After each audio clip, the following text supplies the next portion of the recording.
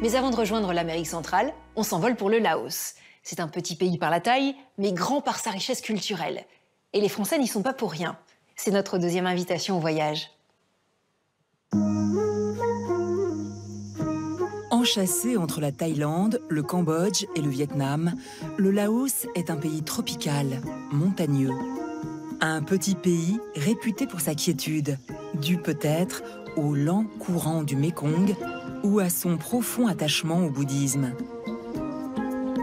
Une torpeur que seul perturbe de temps à autre un bruit étrangement familier. Sous protectorat pendant 60 ans, la France a longuement infusé ce petit pays de l'ancienne Indochine. Au XIXe siècle, l'arrivée des Français est due à un homme, Auguste Pavie. En 1887, ce diplomate et explorateur découvre Luang Prabang. Il est séduit par le charme de cette petite ville, idéalement située le long du Mékong. Elle est alors la résidence du roi du Laos. Cette année-là, la ville est attaquée par des rebelles chinois. Le roi demande à Pavie la protection des Français. Quelques années plus tard, le Laos intégrera l'Indochine française comme protectorat. Dans le Laos français, deux villes vont se distinguer particulièrement. Vientiane et Luang Prabang. Deux villes aux histoires bien différentes, qui n'ont pas assimilé l'influence coloniale de la même manière. Luang Prabang, au nord du Laos, est la capitale culturelle du pays. Il s'en dégage une atmosphère unique au monde. Ici, on pourrait être dans une petite ville de province du sud de la France ou d'un pays européen. Hein, si on regarde du côté des maisons coloniales, avec des terrasses de café, avec des fleurs. Bon, si on regarde de l'autre côté, on est du côté des monastères laotiens. Donc là, on est complètement en Asie. Donc la rue elle-même aussi, elle est métissée. Hein. Elle est d'un côté très occidental, puis de l'autre côté, elle est très asiatique. À la fin du XIXe siècle, l'habitat traditionnel laotien est très éloigné des habitudes françaises.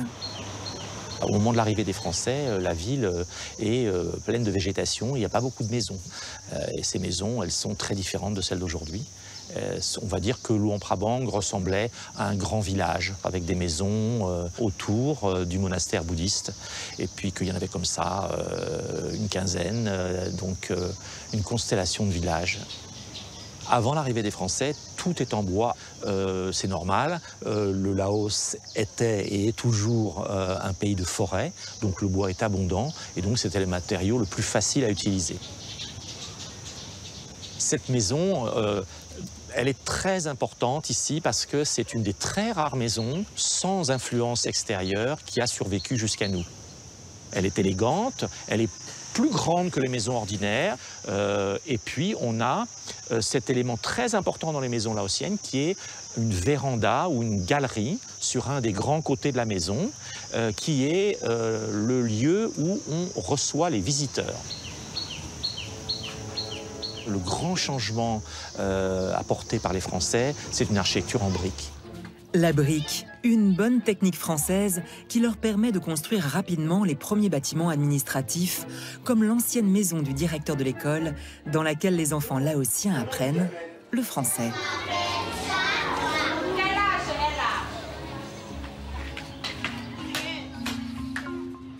Mais ce qui va donner à Luang Prabang son cachet si particulier, c'est que les Laotiens s'emparent à leur tour de la brique. Au premier abord, ils sont surpris par ce style venu d'ailleurs, puis ils l'intègrent à leur conception traditionnelle de l'habitat. Avant l'arrivée des Français, les maisons, comme cette maison-là, ont un escalier en bois plutôt raide. Les Français, avec la maçonnerie, font des escaliers qui sont beaucoup plus confortables et qui sont beaucoup plus majestueux. Et les escaliers deviennent très vite un symbole de statut social. Plus on est important, plus on a un grand escalier. L'influence française est petit à petit assimilée et le métissage s'invite dans des lieux de plus en plus traditionnels. Voici le Wat Kili, l'un des temples majeurs du cœur de la ville de Luang Prabang. Un lieu d'autant plus important qu'il renferme les archives bouddhistes de la ville. Et ici, on expose régulièrement des photos qui témoignent de l'histoire des moines de Luang Prabang.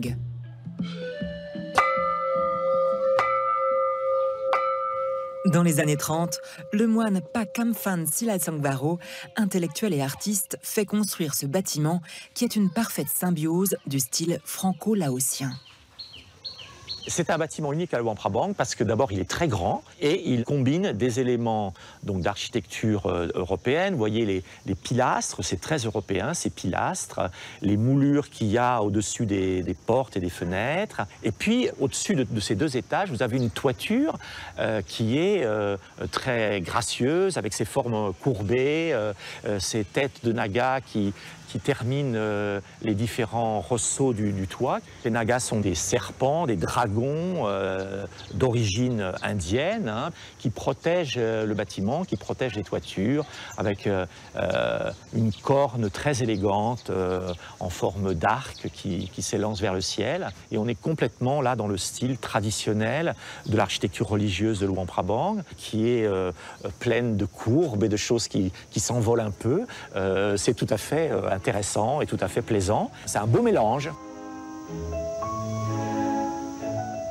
Tout cela aurait pu disparaître. Au début des années 90, Luang Prabang est une ville à l'abandon. Une poignée de passionnés s'est mobilisée et la ville a été inscrite au patrimoine mondial de l'humanité. Aujourd'hui, ce sont 600 bâtiments et 30 temples qui sont protégés.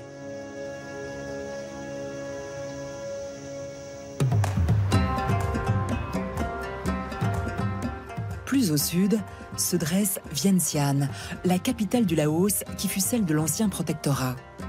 Ville qui ne cesse de se réinventer, elle a détruit dans son essor l'essentiel du patrimoine colonial. Mais des ruelles du centre-ville se dégage pourtant un doux parfum de France.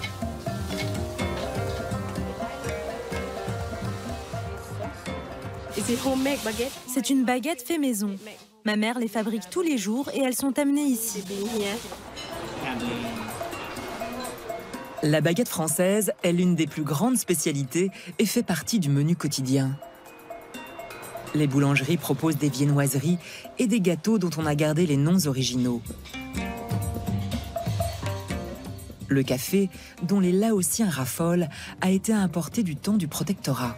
Et le français, encore lui, est bien lisible sur les panneaux qui ornent les administrations et les noms de rues. Et pourtant, Vientiane a une histoire tumultueuse. Quand les Français arrivent ici à la fin du 19e siècle, ils trouvent une ville déserte, en ruine. La dernière fois que Vientiane a été détruite, c'était en 1828 par l'armée siamoise. Et ils ont ordonné l'abattage des arbres, la déportation de la population et de détruire tous les éléments religieux. Donc c'est une ville que les Français ont trouvée complètement détruite, laissée à l'abandon, et ont replanté donc, des tas d'essences d'arbres. Ici, on est sur la Sam Sentai, qui est bordée d'acajou. Donc ces acajou ont plus de 100 ans, c'est vraiment un joyau unique au monde, je pense, parce que des arbres, des acajou de cette taille-là, c'est quasiment inexistant, quoi. On n'en trouve pas ailleurs. En quelques années, les Français vont tout reconstruire. Ils pavent les axes principaux et définissent un plan urbain bien familier qui est encore celui du centre-ville actuel. Ils vont ériger à Vientiane une véritable ville coloniale. À Luang Prabang, effectivement, ils construisent que l'administration. Ici, ils construisent énormément de maisons de résidents. Ils ont implanté une grosse communauté française et ils ont dû la loger. Donc il y a énormément de maisons qui ont été construites. Cette maison, en plein cœur du centre-ville, en est un très bel exemple, d'autant plus exceptionnel que la plupart des bâtiments de l'époque ont été détruits. Elle est utilisée aujourd'hui comme fabrique de tissus. Alors là, on est dans la pièce à vivre, là on est au nord, elle est ouverte sur l'extérieur. Et dans sa partie sud, est et ouest, on va voir une galerie qui souvent est utilisée pour des pièces de salle de bain, des pièces de cuisine et des circulations, et qui crée un tampon d'air et qui permet à cette pièce de ne pas être chauffée dans la journée. Les persiennes permettent de ventiler quand la maison est ouverte et à l'abri de la lumière et de la chaleur. Et c'est un élément qui a été repris dans toute l'architecture là-haut, encore aujourd'hui. Il n'y a pas eu de modification du tout. Les carreaux sont d'origine, les menuiseries sont d'origine. Il n'y a vraiment aucune modification sur ce bâtiment. Si à l'intérieur, il s'agit d'une maison coloniale classique, à l'extérieur, l'architecte s'est permis un métissage qui en fait un bâtiment typiquement franco-laotien. Il a ajouté énormément de détails qui sont empruntés à l'architecture religieuse laotienne.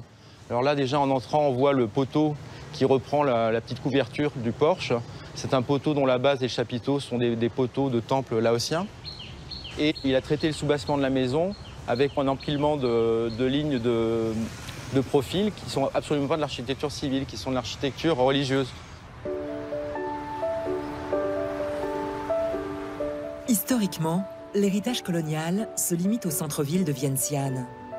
Mais en s'éloignant, au bout de l'avenue Langsang, se dresse un monument massif, symbole de la ville et qui a comme un air de déjà-vu, le Patussai. Et là, on fait face à l'Arc de Triomphe laotien qui s'appelle Patussai, Patou la porte et Sai la victoire. Alors c'est un arc de triomphe qui est revisité, qui est orientalisé si on peut dire. On voit la première, la grande terrasse, elle est bordée de feuilles de lotus et elle est surmontée de 4 petites tours. Un arc de triomphe revisité, voilà qui laisse à penser que ce bâtiment métissé a lui aussi été construit sous influence coloniale. En 1954, c'est la fin du protectorat. Il est construit plus de 10 ans après et commandité par un gouvernement financé par des fonds américains. Donc rien à voir avec la période française, mais ressemblant à l'Arc de Triomphe français. Ouais. Vientiane, comme Luang Prabang, ont toutes deux adopté et adapté à leur manière l'héritage colonial. À l'image du Patussai, le Laos est un pays qui a su intégrer les influences étrangères pour trouver son style propre, son identité. On serait bien resté au Laos, mais une autre aventure nous attend. Au Nicaragua cette fois. La ville de Granada a été le jouet d'un Américain bien trop ambitieux pour être honnête. C'est l'incontournable.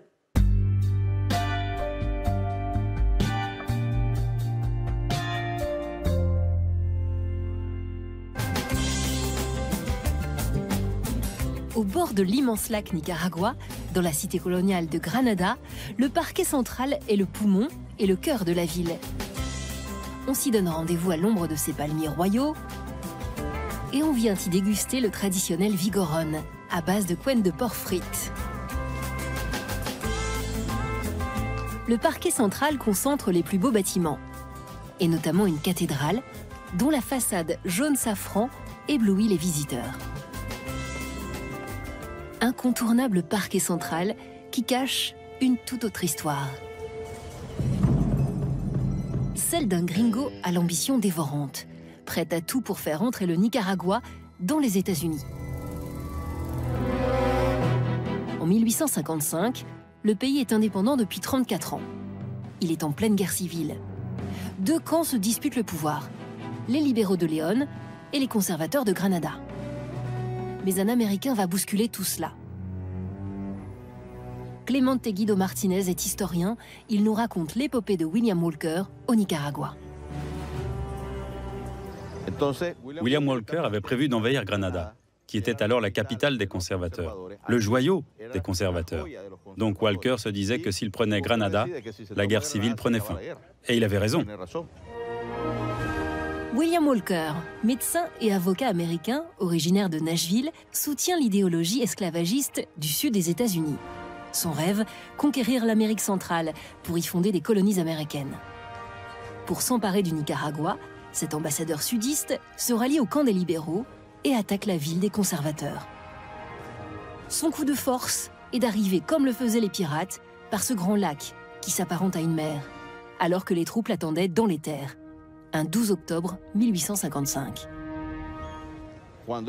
Quand il a débarqué ici, il n'a pas eu beaucoup de mal à mettre à terre la petite garnison qui était sur le quai de Granada. Et il a pris la ville sans complications majeures. Il est arrivé le 12 et le 13 au petit matin.